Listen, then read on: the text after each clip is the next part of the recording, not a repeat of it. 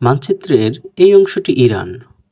Iran মধ্যপ্রাচ্যের সুবৃহৎ একটি রাষ্ট্র, যার আয়তন ১৬,৪৮,১৯৫ বর্গ কিলোমিটার। ইরানের পার্শ্ববর্তী রাষ্ট্রগুলো হল Pakistan, Afghanistan, Turkmenistan, Azerbaijan, Armenia, তুরস্ক এবং ইরাক। ইরানের পার্শ্ববর্তী প্রবাহিত দুটি গুরুত্বপূর্ণ সাগর হচ্ছে পারস্য সাগর এবং কাস্পিয়ান সাগর। আর এই অংশটি হলো হরমুজ প্রণালী। ইরানের রাজধানী হলো তেহরান।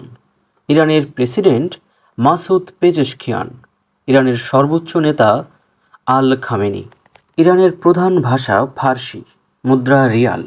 বর্তমানে ইরানের সাথে ইসরায়েলের যুদ্ধ চলমান। এই যুদ্ধে ইরান কি ইসরায়েলকে হারাতে পারবে?